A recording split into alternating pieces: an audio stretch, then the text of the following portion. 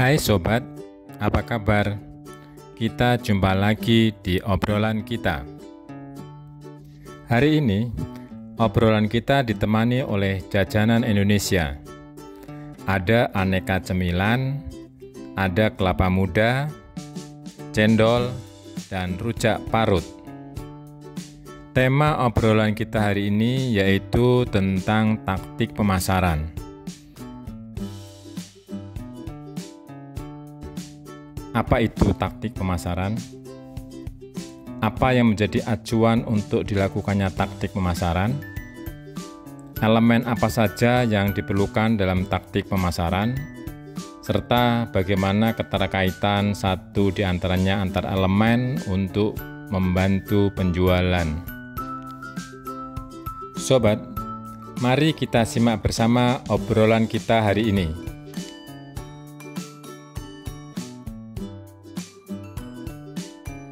Taktik pemasaran adalah suatu aktivitas pemasaran di mana kegiatan tersebut merangsang pembeli untuk membeli produk yang ditawarkan. Kegiatan ini berdasarkan strategi pemasaran yang sudah ditentukan.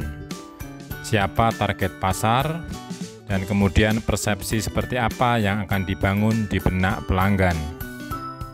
Jika ingin disederhanakan, maka strategi pemasaran adalah apa yang akan dilakukan. Sedangkan taktik pemasaran adalah bagaimana cara melakukannya.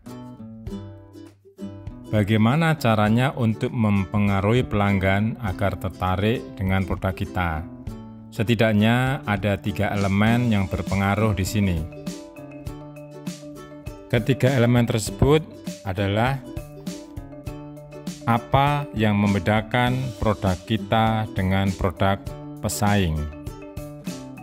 Kemudian, strategi-strategi bauran pemasaran seperti apa yang akan dilakukan untuk mempengaruhi pelanggan.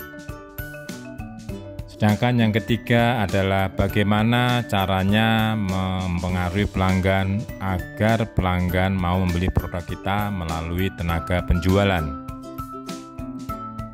Penjual harus paham betul dengan produk-produk yang ditawarkan, sehingga penjual dapat menjelaskan kepada pembeli bahwa produk yang ditawarkan ini mempunyai keunikan-keunikan tersendiri.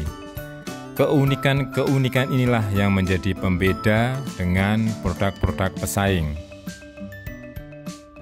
Penjual harus merangkum keunikan-keunikan tersebut dalam narasi-narasi yang menarik, sehingga dapat digunakan sebagai alat untuk menjelaskan kepada pelanggan melalui tenaga penjualan, ataupun narasi-narasi tersebut nanti akan digunakan sebagai tagline pada saat melakukan promosi di media massa ataupun promosi secara offline. Keunikan-keunikan yang menjadi pembeda tadi tidak hanya terjadi pada produk atau varian produk saja. Ada banyak hal yang bisa digunakan untuk menjadi pembeda. Satu di antaranya adalah penetapan harga. Penetapan harga yang berhubungan dengan varian-varian produk. Yang kedua adalah tempat atau venue. Venue yang menarik, venue yang bersih, venue yang rapi bisa jadi menjadi daya tarik tersendiri. Kemudian berikutnya yaitu bagaimana penjual mempromosikan produk-produknya dengan menggunakan tagline atau narasi-narasi yang menarik, dengan menggunakan media sosial yang dimiliki, dengan menggunakan tulisan-tulisan informatif yang ada di sekitar tempat jualan. Keunikan-keunikan yang dibangun ini dapat mempengaruhi persepsi pelanggan. Persepsi yang baik membuat pelanggan menjadi tertarik untuk membeli produk yang ditawarkan. Dalam pelaksanaan eksekusi, penjual harus cermat mengamati perilaku pelanggan, sehingga merangkai ketertarikan dan keterikatan antar elemen.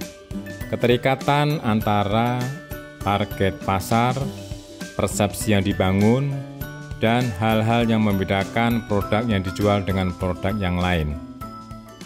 Keterkaitan antara target pasar yang sudah ditentukan dan persepsi di benak pelanggan yang akan dibangun terhadap penetapan harga jual di masing-masing varian produk. Keterkaitan antara penetapan target pasar dan persepsi yang dibangun terhadap kompetensi dari tenaga penjual dan pemahaman tenaga penjual atas produk-produk yang ditawarkan. Keterkaitan dan keselarasan antara elemen-elemen pemasaran tadi yang dapat menjadikan solusi bagi pelanggan, sehingga pelanggan merasa puas dengan apa yang sudah diberikan oleh penjual. Taktik pemasaran tidak hanya berhubungan dengan 4P saja, yaitu produk, price, place, dan promotion. Tapi 4P harus ada keterkaitan dengan differentiation, hal-hal yang membedakan produk kita dengan produk-produk pesaing. Kemudian ada keterkaitan juga dengan kemampuan dari tenaga penjual, kompetensi dari tenaga penjual atas pemahaman target pasar atau target market dan pemahaman atas produk itu sendiri. Keterikatan antara taktik pemasaran dengan penentuan target pasar serta persepsi pelanggan yang sedang dibangun itu menjadi suatu hal yang penting buat penjual. Disinilah yang dinamakan kecermatan penjual dalam mensikapi pasar dengan lebih fokus terhadap target pasar dan perilaku dari pelanggan, sehingga produk-produk yang ditawarkan mempunyai kesesuaian dengan target pasar yang disasar dan perilaku-perilaku pelanggan. Dari obrolan kita hari ini dapat disimpulkan bahwa taktik pemasaran harus ada keterkaitan dengan strategi pemasaran. Taktik pemasaran harus mempunyai keserasian dengan strategi pemasaran. Hal ini yang saling dukung, saling menopang untuk dapat memasarkan produk-produk yang ditawarkan. Kesuksesan produk yang ditawarkan tergantung dari strategi pemasaran dan taktik pemasaran yang dilakukan.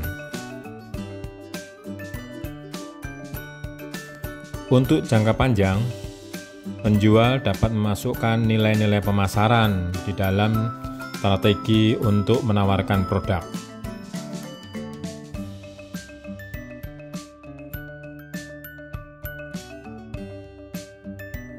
Demikian obrolan kita hari ini. Semoga obrolan kita bermanfaat buat sobat semua.